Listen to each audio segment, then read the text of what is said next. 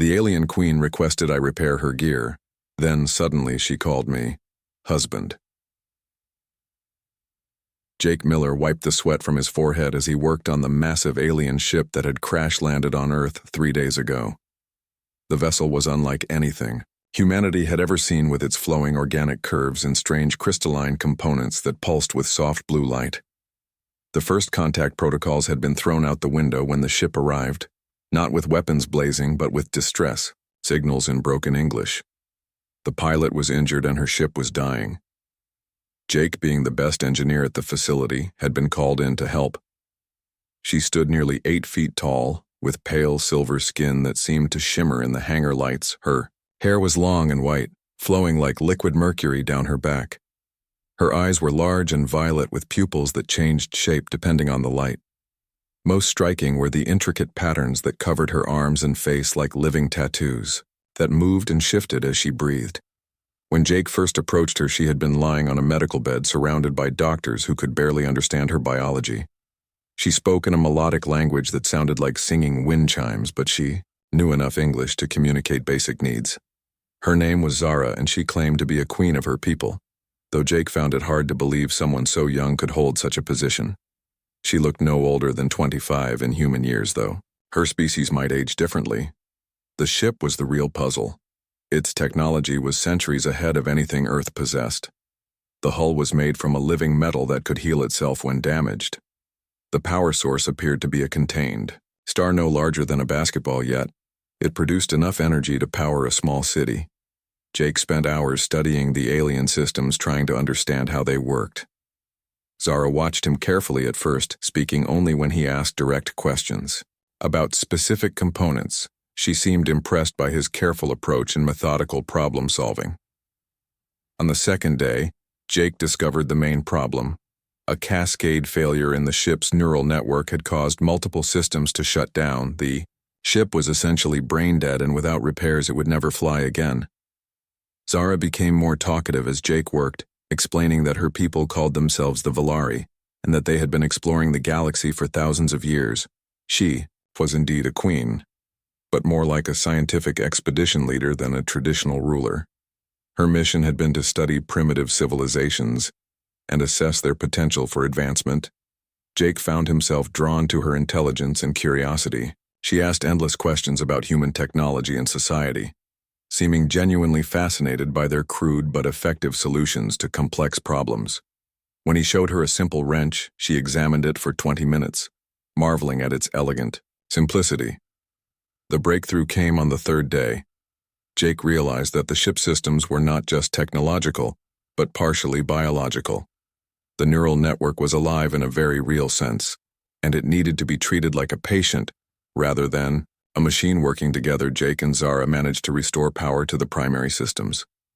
The ship shuddered to life, its corridors filling with soft light and harmonious tones that sounded almost like music.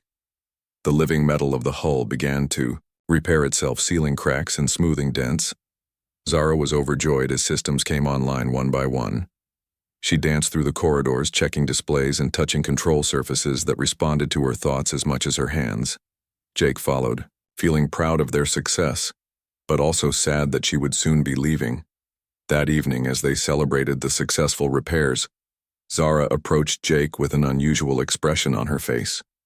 She spoke in her own language for several minutes before switching to English. She explained that among her people there was an ancient tradition. When someone saved the life of a queen or repaired something precious to her, they were offered a choice to become her mate and join her people. The offer was considered a great honor, and declining it was perfectly acceptable. Jake stared at her in shock. He had grown fond of Zara over the past 3 days, but the idea of leaving Earth and traveling the stars seemed impossible.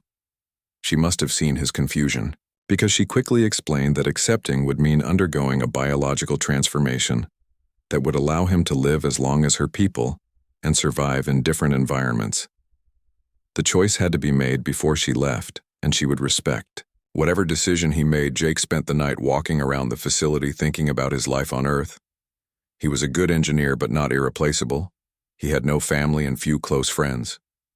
His work was interesting, but not fulfilling. When morning Jake found Zara preparing her ship for departure. She looked beautiful in her flowing robes that seemed to be made from the same material as her ship. The patterns on her skin glowed brighter as she worked, showing her excitement about returning. Jake approached her slowly, his decision made.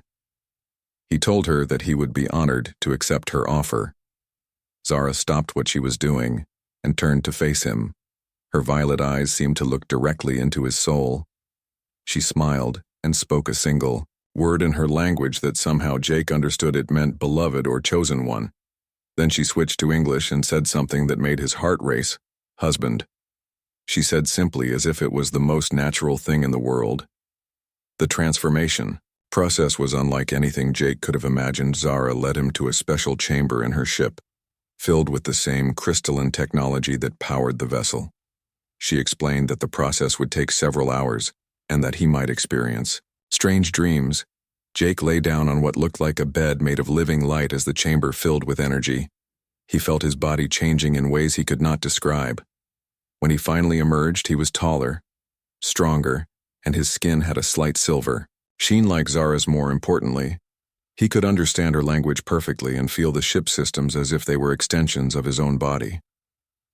Zara explained that he was now biologically compatible with her people and could live for thousands of years. As their ship lifted off from Earth, Jake felt no regret, only excitement for the adventures that lay ahead. Zara had given him not just a new life, but a new purpose as her partner in exploring the galaxy. The last thing Jake saw of Earth was the facility where they had met growing smaller in the distance. Then Zara activated the faster-than-light drive, and they disappeared among the stars, ready to face whatever wonders awaited them together.